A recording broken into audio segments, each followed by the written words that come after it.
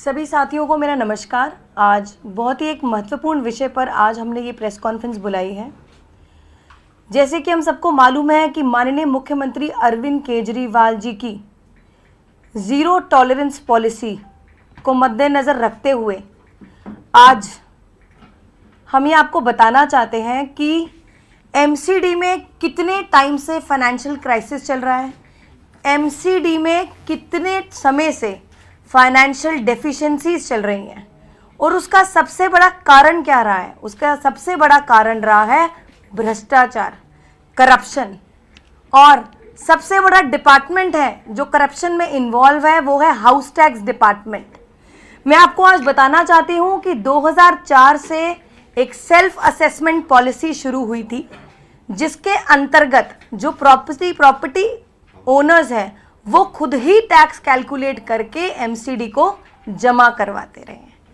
पर इस पॉलिसी के अंतर्गत हमेशा से एमसीडी को ज़रूरत थी हमेशा से ऑडिट कराने की। 10 से 15, 20, 25% तक ऑडिट कराना होता था ऐसी प्रॉपर्टीज़ का जिसका टैक्स सेल्फ असेसमेंट पॉलिसी के थ्रू आया हुआ था। बट ये बहुत ही दुर्भाग्यपूर्ण है कि एमसीडी हमेशा से ऐसी प्रॉपर्टी का ऑडिट कराने में असमर्थ रही।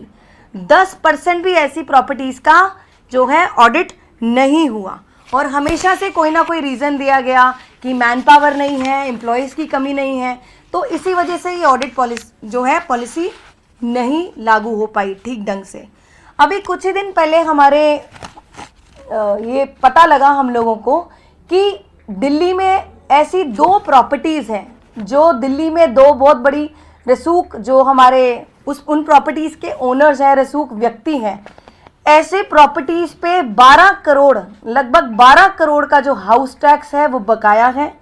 और इसी के मद्देनज़र हमने एमसीडी ने मैंने खुद यहाँ के जो एएनसी हैं उनको बुलाया और उनको बोला गया कि इन 2 प्रॉपर्टी ओनर्स को नोटिस दिया जाए और नोटिस में उनको बुलाया जाए और उनसे पूछा जाए कि जो उनका हाउस टैक्स की जो पूरी डिटेल है, उनकी जो प्रॉपर्टीज़ की पूरी डिटेल है आकर बताएं।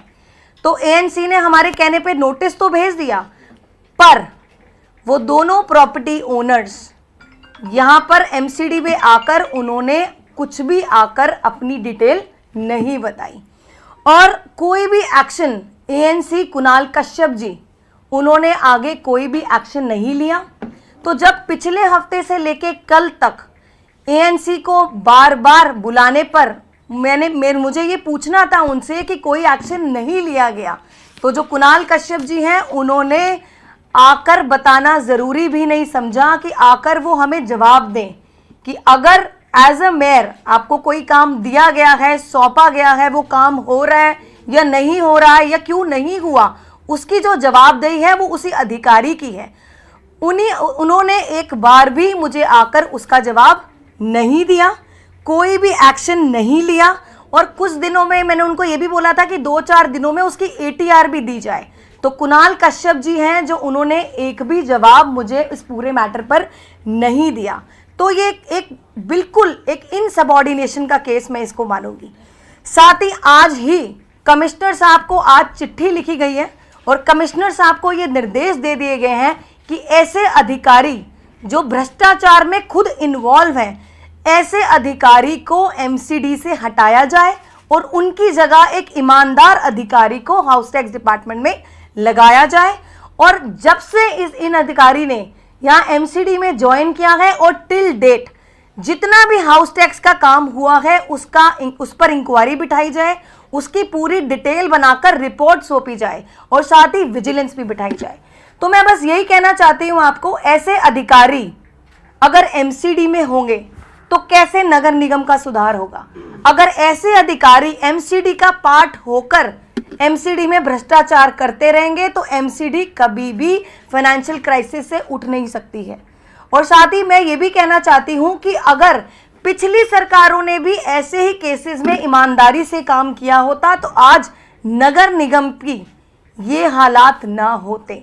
आज जो नगर निगम के हालात इसीलिए हैं क्योंकि पिछली सरकारों ने भी कुछ नहीं करा, पिछली सरकारों ने भ्रष्टाचार के अलावा कुछ नहीं किया। ऐसे अधिकारी जिन्होंने भ्रष्टाचार किए उन पर भी कोई एक्शन नहीं लिया। साथ ही आज भी आम आदमी पार्टी की भी माननीय मुख्यमंत्री अरविंद केजरीवाल जी को जीरो जो टॉलरेंस पॉलिसी है, ऐसे किसी भी अधिकारी को नहीं छोड़ा जाएगा, नहीं बख्शा जाएगा जो ऐसे एमसीडी में अब भ्रष्टाचार करेगा। क्योंकि पहले के हालात और अब के हालात सेम नहीं है, अब चीजें बदल चुकी हैं, रिजिम बदल चुकी है। आम आदमी पार्टी जैसी ईमानदार सरकार अब नगर निगम में आ चुकी है, तो भ्रष्टाचार जो जो करेगा उसको बिल्कुल नहीं छोड़ा जाएगा। अब मैं चाहती हूं हमारे leader of the house Mukesh Goyal ji अपने विचार इस पर रखें। अभी आपको मेयर साहिबा ने बताया कि पिछले कई दिनों से ये असिस्टेंट कलेक्टर से किन्हीं 2 प्रॉपर्टियों की जानकारी मांग रही थी, जैसे कि इन्हें जानकारी मिली कि उनके ऊपर काफ़ी टैक्स बकाया है। लेकिन असिस्टेंट कलेक्टर ने 4 दिन से लगातार बुलाने के बावजूद भी वह सामने उपस्थित नहीं हुआ। यह सबसे बड़ी अवहेलना है। महापौर दिल्ली की प्रथम नागरिक है और इस नगर निगम की मुखिया है। उस अधिकारी को कम से कम महापौर के समक्ष उपस्थित होकर सारी बातों को बताना चाहिए था, सारी उसे जो तो उन्होंने कार्रवाई की उसका जवाब देना चाहिए था। लेकिन इस तरह के अधिकारी यदि लापरवाही दिखाएंगे तो निश्चित तौर पे बर्दाश्त नहीं की जाएगी। अधिकारियों को अब अपना रवैया बदलना पड़ेगा। अब सरकार चेंज हो चुकी है, अब केजरीवाल जी के नेतृत्व की सरकार है। पहले जो कुछ हुआ अधिकारी अब उनसे बदलें और अब आम आदमी पार्टी की सरकार के साथ चलें, यहाँ सहयोग करें। यदि किसी को पर बकाया में एक आम आदमी के पास यदि किसी का 100, 200, 400, 1000, 2000, 10,000 रुपये भी टैक्स बकाया होता है तो हम उन्हें 2004 से तुरंत नोटिस दे देते हैं। यदि जैसा कि महापौर महोदया बता रही है कि करोड़ों रुपए, 12-12 करोड़ रुपए यदि उन लोगों पे हैं तो यह सबसे बड़ा भ्रष्टाचार है। इसकी जांच होनी चाहिए। और उसके अंदर क्या कोई नोटिस देना कोई गुनाह थोड़ी है। नोटिस दे दिया तो उसके अपनी क्लैरिफिकेशन दे। यदि वो अपनी जगह सही होंगे तो उनका कुछ नहीं होगा। यदि कारपोरेशन का पैसा मिलना है और वो कारपोरेशन को पैसा नहीं मिलना और किन अधिकारियों की वजह से वो पैसा रुका हुआ था, ये एक जांच का विषय। इसके ऊपर जांच होनी चाहिए। निश्चित तौर पर अधिकारियों को यह समझना चाहिए कि हम जो ईमानदार अधिकारी होंगे, जो काम करने वाले अधिकारी होंगे, उन्हें प्रमोट भी करेंगे। यदि कोई कारपोरेशन के लिए कारपोरेशन के रेवेन्यू लॉस करेगा तो वो भी बर्दाश्त नहीं किया जाएगा।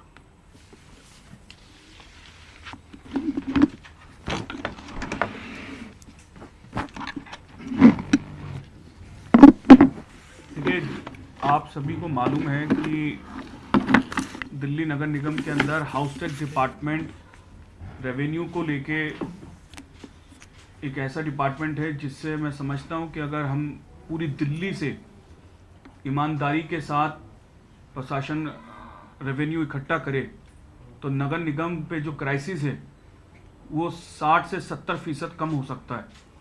और दिल्ली बहुत बड़ी दिल्ली है।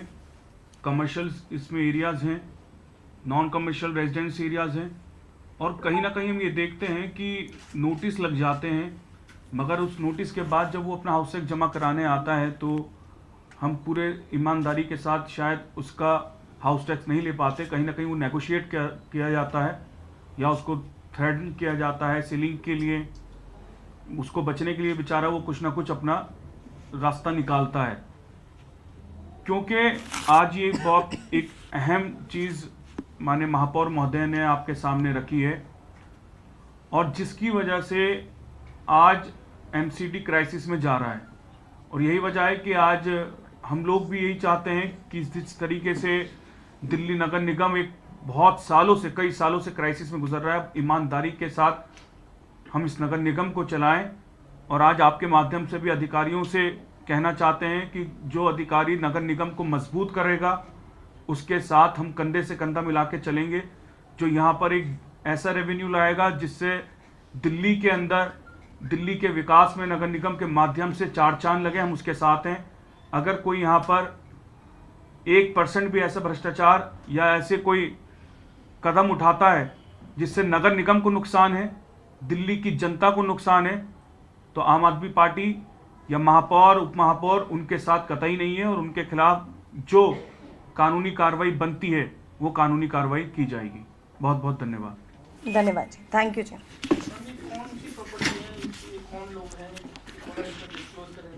जी देखिए, अभी बताना ठीक नहीं होगा, बस हमारा एक ही मकसद है कि हमें एमसीडी का रेवेन्यू लॉस जो है वो बिल्कुल हम बर्दाश्त नहीं करेंगे, और कोई भी अधिकारी या कोई भी अगर भ्रष्टाचार में इन्वॉल्व होगा तो उसको भी नहीं बख्शा जाएगा। Thank you so much.